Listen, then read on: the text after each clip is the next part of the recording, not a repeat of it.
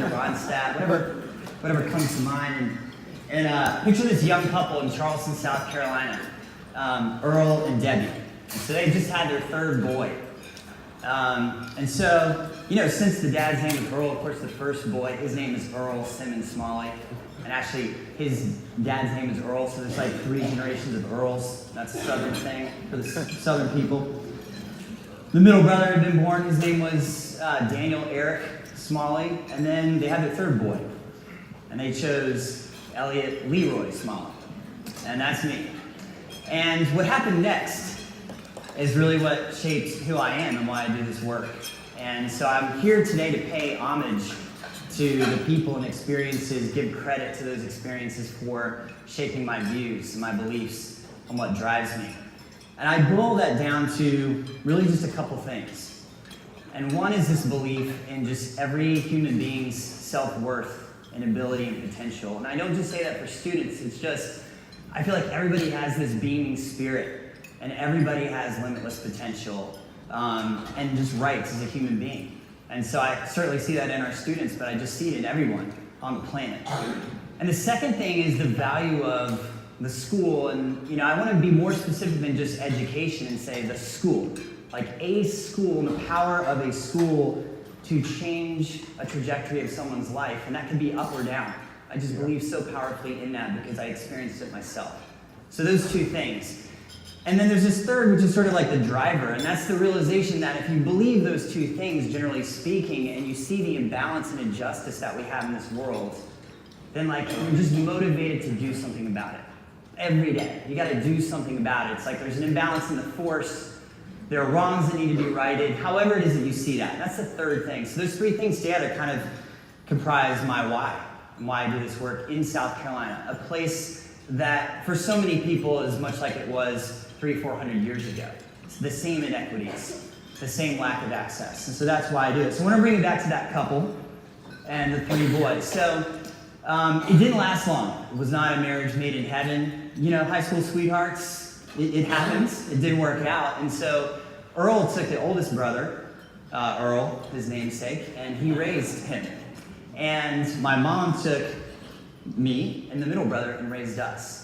And from that moment forward, I think of my childhood as this adventure.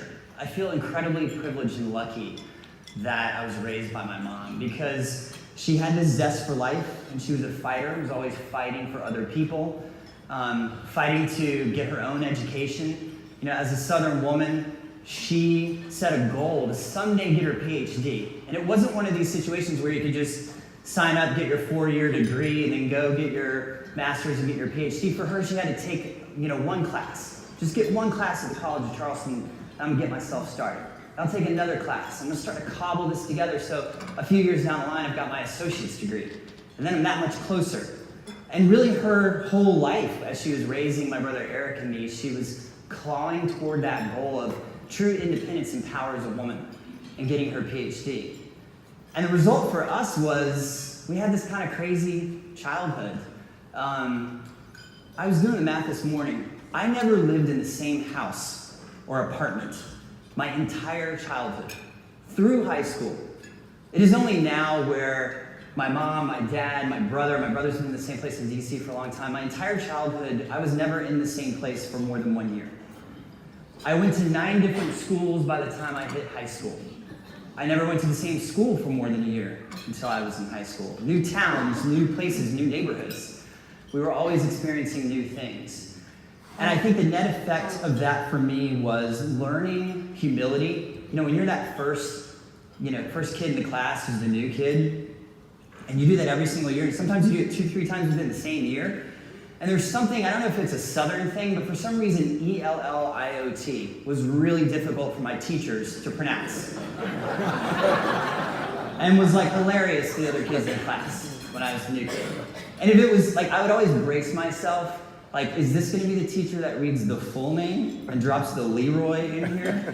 Because when that happened, it was just pandemonium. And so, I always just cross my fingers, just say Elliot or Elliot or however you want to say it. But if you're going to go the Leroy route, just get ready. Classroom management is going to be a real need for you today. So I always kind of learned to like fade into the background and check myself. And I would just say that throughout the course of my life, those early years in middle school, when it was a new place every 6 months, every year, all throughout the South, we had some really tremendous adventures. So I just experienced the highs and lows. And that was really instructive for me, because that's just life. Like, life has changed. And there are people out there like our students who live in those kinds of circumstances where they just don't know what's going to happen next. And that was really my life. And so some of those lows, I mean, I think back to relationships my mom had. She was like trying to find the right person and trying to build loving relationships. It didn't work out. And just what some of those fights were like. Some of them physical, right? And just experiencing that as a kid. What it's like to be in a place that's unsafe. What it's like we took public transportation. I was in the 2nd grade. My brother and I rode a bus to school. Being in schools that don't have high expectations for kids and feeling what that's like. But at the same time, there were incredible highs. So just by chance, like I think in my childhood, sort of was like Forrest Gump meets Eminem, like if you go all the way through high school. So we were living on a dirt road in Panama City, Florida. And my brother and I were sharing a bedroom. Next thing I know, I had this opportunity to live with my aunt and uncle in 5th grade. And they're going to be living in this town called Wassenaar in Holland. And my brother and I are going to get to go to the American School of The Hague. And so we go from this like little rural West Bay elementary school, sharing our room, which we always did pretty much the whole time I was growing up, to like now we're in Holland. We're taking this jet over to Europe. And we're walking up and there's this 3-story townhouse. My brother and I are like, okay, yeah, woo, let's go. Florida boys. We're actually South Carolina. But we took a tram every day to school. I mean, it was just phenomenal. And then for that year, I had these incredible teachers that were just pushing me in ways that like the system in the South hadn't done. So I got to taste that. I just kept getting these like tastes of the good life and what could be. And so like my lens was just like always stretched. Right? And then I had like the reality check of coming back. We came back, we lived in a trailer park. And then the next year, we moved on to a sailboat, a 40-foot sailboat. And I lived my entire 7th grade year with my 8th grade brother. We took a sailboat from Panama City Beach to Apalachicola to the Florida Keys to the Bahamas. And then up to Charleston. So that entire year I was living on a boat. And I probably shouldn't be saying this, but I really didn't, like I was supposed to be homeschooled and like submit these tests. I think 4 of them that year. I'm not sure they actually got submitted. So that led me to high school. And, you know, I was talking about how my mom was always like pushing. And I would just say that she instilled in us, despite the chaos that was in our world and things that we would see outside of wherever it was that we were living, I knew that when I came home, I'd have structure, and I'd have discipline, and I'd have love. That my mom would be encouraging. She wasn't always around because she was often working 2 jobs. Sometimes she was teaching at night as a way to earn her PhD, for example. She was on a teaching assistantship, making $7,500 a year at LSU, raising these 2 high school boys. And so at night, she'd go to Gonzales, this little town in Louisiana. She'd teach night class. So we didn't always see her, but we didn't have to because she had discipline. And we knew to always do what she said. And to this day, I still believe that like my mom brought me into this world and my mom can take me out of this world. I still believe that.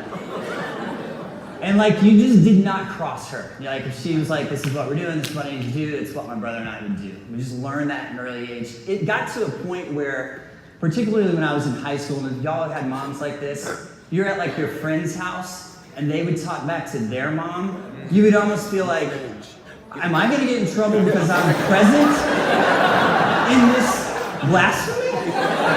Like, I need to step up for this mom because my mom, if she was here right now, would not be having it. So I had those constants, and that really helped to just make me the man who I am today and believe what I believe today. So I want to talk a little bit about Baton Rouge and then wrap this up. So when I was in Baton Rouge, my brother and I went to a high school that really helped inform this belief in the school. So I believe in everyone's potential, and I believe in the power of that school. So I went to a school in South Baton Rouge that, you know, from the day I walked in there, I could tell, my brother could tell, that just learning is not a premium in this school. Some of you are from Louisiana. I've heard McKinley hasn't changed that much. I can tell you back in the late 80s, early 90s, I would put McKinley up against any school, anywhere, in any city, in terms of the challenges faced by the kids there. And I remember being there in my first couple months and we had a sub, like one of our coaches subbed in for English, and we pretty much hadn't done anything. Occasionally we might do a worksheet, but we really just did not do anything. I mean, we'd hang out in class. I was in the drum corps, so like we'd bring like drumsticks to class and tap on the desks. But I remember this coach saying, who in here thinks he has an A? Who in here thinks they're gonna get an A? And I was still new to the school, and I thought, like, yeah, of course. I mean, everybody's gonna get an A here, and I remember raising my hand. And I looked around in the room, and no one had their hand raised. And everybody was looking at me like, put your hand down, what are you doing? And the kid behind me tapped me on the shoulder, and he said, boy, put your hand down. No one cares about you getting an A. No one cares about getting an A in here. And really from that moment forward, I mean, for the next 3 years, I kept my hand down. I slept through classes. I created a different type of currency. I was the class clown, sort of the negotiator. That's what I focused on. My brother was the same way. And so all that to say, when I was a senior in high school at McKinley, I spent a lot of my time doing anything but schoolwork. And it was really tough for my mom because she was so busy. She's trying to finish her PhD and work with us, but we were in a school where it just was not happening. Low expectations, no rigor, and you just knew that you assimilated to it, and I assimilated to it. So I was a senior.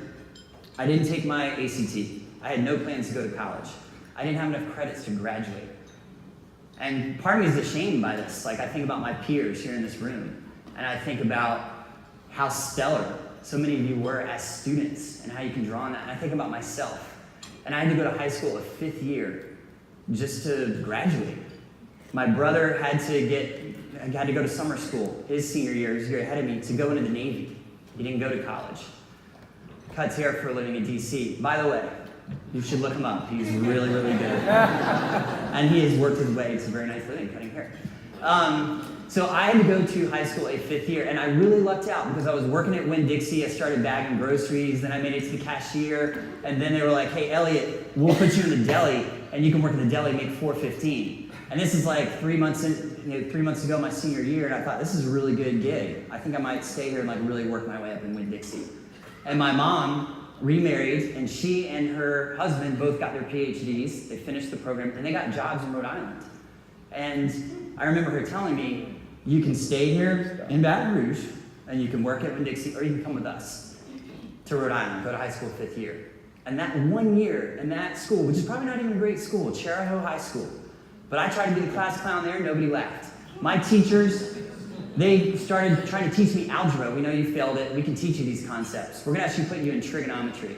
I was like, that's crazy, but okay, I took it. I took their expectations, and for that 1 year, it got me back on track. I took my SAT, I went to college, and really soared from there. But I got to get out of McKinley, and I got to get out of that. And I think about all the kids who didn't get that chance. But just me going to that school for those few years, I was on the exact same trajectory, and I was totally cool with it.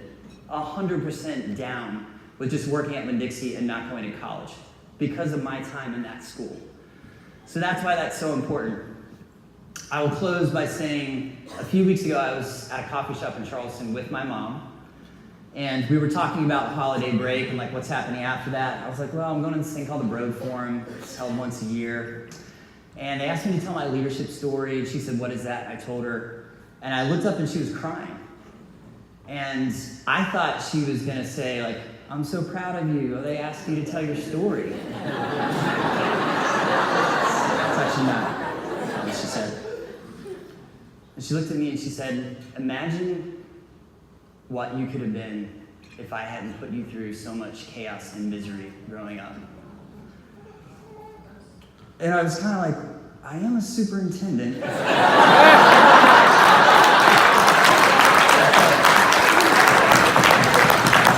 I'm doing all right. It's a statewide district. There's like a lot of kids. My paycheck, like I never thought I'd earn a paycheck like this. But then I just told her, you got it all wrong. Like, it's exactly that chaos.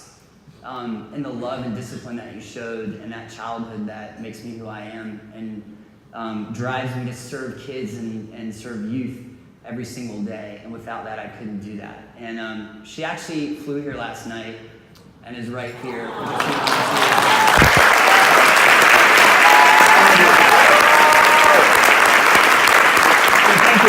story. Thank you, everyone, for everything you do.